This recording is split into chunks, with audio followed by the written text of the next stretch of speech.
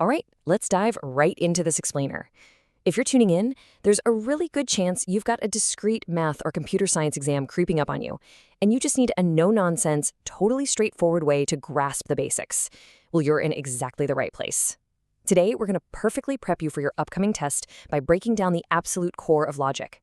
We're turning the complex stuff into the simple stuff, so you can walk into that exam room feeling absolutely confident. So here's our game plan for today. We'll kick off with Welcome to Logic 101, then hit the golden rule propositions.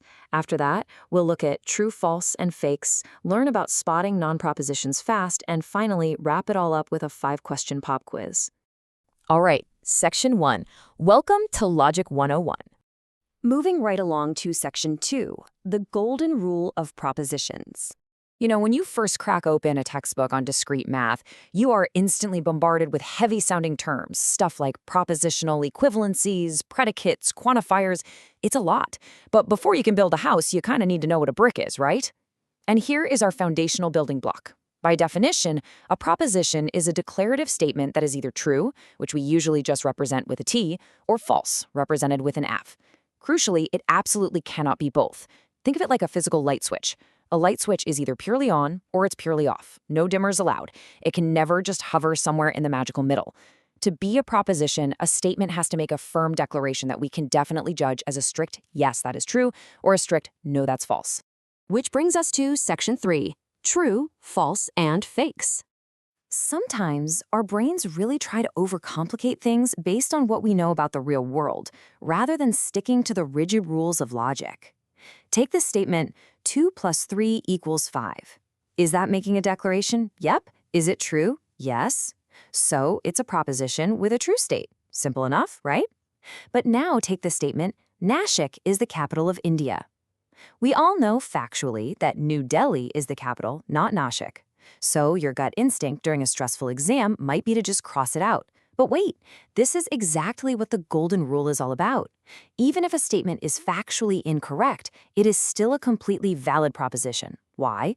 Because it strictly holds a false state. The light switch is firmly, unquestionably, in the off position. It's not hovering.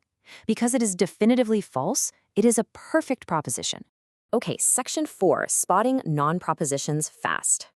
If you want to survive your exam and actually finish it on time, you can't just know what a proposition is. You gotta be able to quickly spot the fakes. You need to instantly identify the statements that fail that light switch test. There are 3 specific types of sentences that are basically never propositions. First step, questions. Think about, how are ya? You can't exactly answer that with true or false, right? So it fails. Next up, commands. Something like, close the door. This is an instruction. It's not declaring a fact, so it fails too. And finally, variables or statements with shifting contexts. Take x plus 5 equals 10. Is that true? Well, if x is 5, sure, it's true. But if x is 2, it's false. Because the truth depends entirely on what x is, the statement is hovering. It fails. The exact same logic goes for today is Monday. That's true one day a week and false the other 6. Because its truth shifts around, it simply cannot stand alone as a strict proposition. All right, Section 5, pop quiz. 5 quick questions. Okay, you've got the tools. You know the golden rule.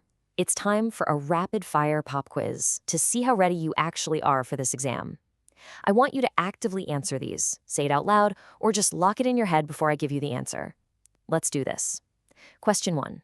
Is the statement 2 plus 3 equals 5 a proposition? Think about the light switch analogy. Does this have a pure, unshifting state? Yes!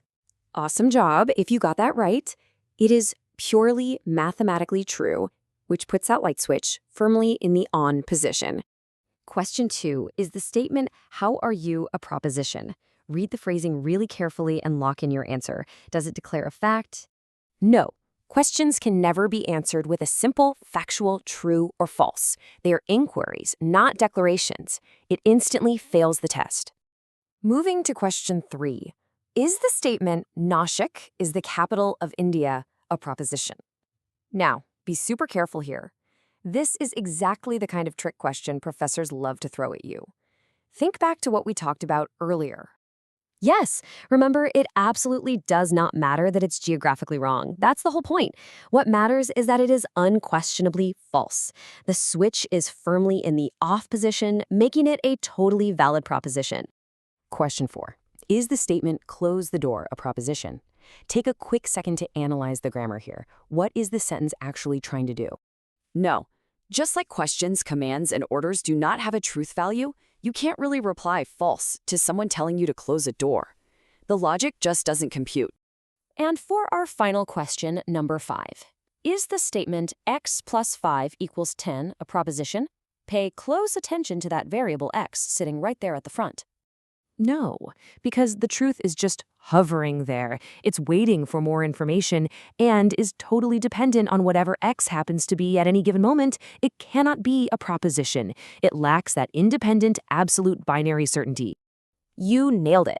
Honestly, as you head into your exam, just visualize this. Keep the golden rule repeating in your head.